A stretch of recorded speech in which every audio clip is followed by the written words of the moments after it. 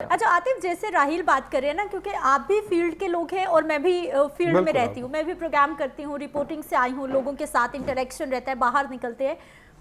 Peoples party बहुत कम नज़र आए, इक्का दुक्का बहुत कम नज़र आए। लेकिन जो लाहौर शहर की अगर हम बात करते हैं, पीटीआई जो कि इंडिपेंडेंट उम्मीदवार थे, उनके सारे कांटे का मुकाबला नून लीग और पीटीआई का ही था और वोटर बहुत एक्टिव था।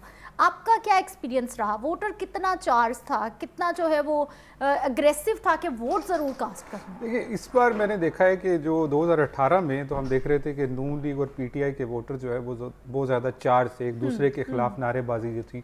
इस दफ़ा जो पीटीआई के उम्मीदवार के जो हमायत याफ्ता वोटर्स हैं वो खामोश ज़्यादा थे और उन्होंने जाके अपना गुस्सा वो पोलिंग स्टेशन में वोट के जरिए से निकाला है। उस तरीके से एक उन्हें ख्वाब था ये ना कि उठा लिया जाए।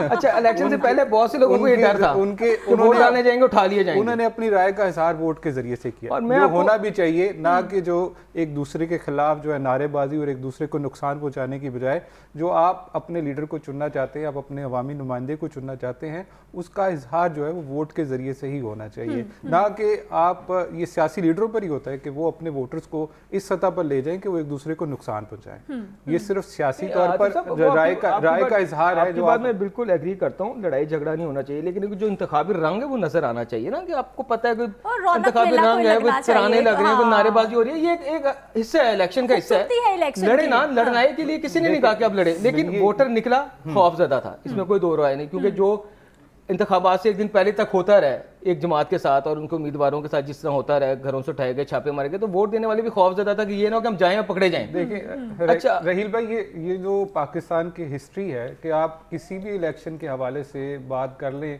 उसमें एक सियासी जमात या सारी सियासी जमातें वो जो है वो यही कहेंगी कि हमारे साथ जो है ये इम्तियाजी रवैया जो है वो बरता गया है, हमें जो है वो निशाना बनाया गया है। ये 2018 में भी यही था, 2018 में भी ऐसा ही था। इसको कंपैरिजन नहीं सिद्रा, मैं इसकी कंपैरिजन 2018 से इस तरह करता हूँ कि 2018 में बहुत से लोग हमारे कंपैरिजन करते हैं, ठीक है करते होंगे, गुस्सा भी होगा उन्हें, लेकिन 2018 में जो किया गया, 2024 में जो किया गया वो बहुत ज्यादा था।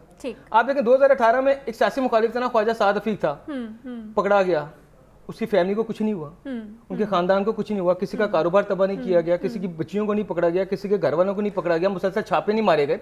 हाँ, सियासी कारकुन पकड़ लिए, ये भी नाजायज है, नहीं होना चाहिए। अब होता भला क्या है, आतिफ साहब 2 मिनट आप कुछ बोलना चाह रहे हैं, होता भला क्या है, आपने ना ये सियासी एक्टिविटी के चक्कर में ना एहतसाब खत्म कर दिया, ठीक है, आप सारे पकड़े जाते हैं, हम नारे सुनते हैं, ये भी चोर है, ये भी चोर है, ये भी चोर है, ये भी चोर है, पकड़े गए। अभी तो बहुत नहीं, उसके बाद क्या होता है, उसके बाद क्या होता है, उसके बाद होता क्या है कि हम लोग इनको सियासती, हम ये कहते हैं जी सियासी केसेस हैं, हम इनको छोड़ देते हैं कि जी सियासत के तौर, हालांकि वो सही होते हैं।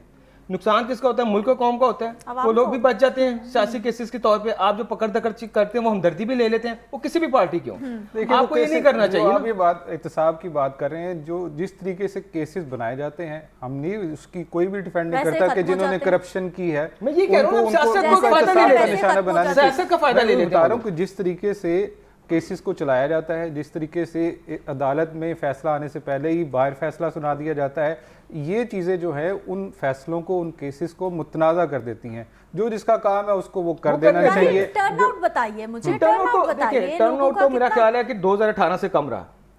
नहीं, अभी तो ये कहना कुछ भी मेरा अंदाज है, अंदाज है। आतिफ, अभी तो अंदाजों पे हम बात कर रहे हैं, इसमें ये भी पता लगेगा, इसमें ये भी पता लगेगा कि 2-3 लाख वोटर बढ़ा है। अब नवाज शरीफ का जो हल्का था ना, 2018 में 4.5 लाख वोट था और अब 6.25 लाख वोट था, 2 लाख वोट। इसी तरह हर ज्यादा होना चाहिए था। मैं यही कह रहा हूँ ना, मैं यही कह रहा हूँ। अच्छा, इस हिसाब से अगर आप वोट देखें तो वोट उससे नहीं पड़ा ना। अगर आप देखें 1,72,000 वोट लिया, 71,000 वोट लिया मैंने नवाज शरीफ ने, और 1,15,000 लिया, ओवरऑल 3 लाख का करीब वोट बनता है ना। अब थोड़ा सा इंडिपेंडेंट ले लेगा। इसी तरह बाकी हल्कों में भी आप देखें 2-2, 3-3 लाख है। अब मजेदार इलेक्शन हुआ हमजा शहबाज के सर्कल में, जो उनके खिलाफ उम्मीदवार थी वो जेल में थी, जानता कोई नहीं था, मार्जिन बहुत कम है। आप ये जरूर देखेंगे नून लीग ने सीटें जीती हैं इधर से, लेकिन नून लीग ये देखे कि तख्ते लाहौर के दावेदार है, उसका मार्जिन क्या है जीत का। आप ये देखेंगे उनका मार्जिन चंद हजारों में रह गया है, और अगर उनके मुखालिफ अगर जीते हैं तो उनकी रेशियो बड़ी है चंद एक के अलावा निकाल के। तो ये बड़ी गौर तलब बात है नून लीग के। इसमें जो पीटीआई को क्रेडिट देना पड़ेगा कि उन्होंने जिस तरीके से कैंपेन चलाई है कि वो आउटडोर तो उनके जलसे सोशल जुलूस मीडिया पे रैलियां नहीं कैंपेन नजर होती आई, रही, सोशल लेकिन मीडिया पे ही उन्होंने होती रही। जिस तरीके से लोगों को अपने वोटर्स को कनेक्ट किया और यकीनी बनाया कि वो बाहर निकलें और वोट डालें। दूसरी तरफ हमने ये देखा कि नून लीग के जो उम्मीदवार थे उन्होंने उस तरीके से कैंपेन नहीं चलाई। उससे कहने से साड़ी गल हो गई है, वो शक्कर के साथ। उन्होंने शायद बड़ी पहले जो टीयर की लीडरशिप है वो जलसे जुलूस तो करती रही थी, लेकिन उम्मीदवार अपने तौर पर जो अपने हलकों में उस तरह नहीं गए जो जिस तरीके से एक उम्मीदवार को होना चाहिए। की भी हम बात करें अगर तो उन्होंने उस तरह कैंपेन लेट से शुरू वो की। एक्टिव नहीं थे। अभी एंड पे आके मियां नवाज शरीफ एक साहब आधी ने रैली निकाली उन्होंने। कोई रैली या फिर कोई तकरीर की है, वरना मरियम नवाज साहब थोड़ी खामोशी एक्टिव देखी नहीं, हमने। इसलिए हमने माजी में नून लीग जो है वो अपनी जो इंतखाबी मुहिम का इख्तिताम है वो लाहौर में करते थे, लेकिन गुज़िश्ता 2 इलेक्शन में वो बाहर हैं, तो बाहर कर रहे हैं। तो जो लाहौर को उनका किला कहा जाता था, तो इसकी बड़ी वजह ये भी है कि उस तरीके से ऑनरशिप नहीं है। गुज़िश्ता 4 सालों में लाहौर के साथ वैसे ही जो पिछली हुकूमत थी कोई तरक्याती काम उस तरीके से नहीं हुई। निगरान हुकूमत में हमने आके लेकिन देखा भाई कि थोड़ा निगरान बहुत हुकूमत ने कमाल कर दिया। वो जो 5-5 सालों में काम नहीं हुए वो हमने निगरान इस हुकूमत के साल दौर में डेढ़ हुआ। साल लंबी में बहस देखा होगी कि इस पर, काम जब हम होगा। बहस करेंगे फिर किसी और तरफ निकल जाएगी, इस पे करनी जरूरी नहीं है। हम आते हैं एक्सचेंज नताइज की positive तरफ। भी देखना तो चाहिए। नहीं होना चाहिए, होना चाहिए, मैं ये नहीं कहता, लेकिन काम वो होना चाहिए जिसका आपके पास इख्तियार है। आपने वो काम जिसका इख्तियार नहीं था वो किया, देखिए, जिससे इख्तियार था वो नहीं किया। जो- लेकिन मैंने कहा जो- कि जो बहस चीजें- निकल जाएगी। जो चीजें- सियासतदानों के पास जो इख्तियारात होते हैं, मैं निगरान गवर्नमेंट की बात कर रहा हूँ, निगरान गवर्नमेंट की बात कर रहा हूँ, क्योंकि आप मुझे इलेक्शन से समझ आ पहले गई फंड आपकी। इस्तेमाल नहीं कर सकते, तरक्याती फंड। मैं अपनी इस हवाले से बात कर रहा हूँ। इस पे फिर आप बहस जितनी मर्जी कर लें, पॉजिटिव नेगेटिव एक अलग बात है। मैं आपको कहा कि जो काम निगरान गवर्नमेंट का करने का था वो उन्होंने नहीं किया। सही। मैं सिर्फ इस पे निगरान बात कर रहा हुकूमत हूँ। का क्या काम? आप थोड़ा इलेक्शन करवाना होता है ना आपने। इलेक्शन का आते हैं, आप तरक्याती फंड नहीं जारी कर सकते, तरक्याती फंड तरक्याती काम नहीं करवा सकते ना उसके अंदर आप। रहीद साहब इलेक्शन कमीशन की तरफ से इलेक्शन करवाना काम होता है इलेक्शन कमीशन का।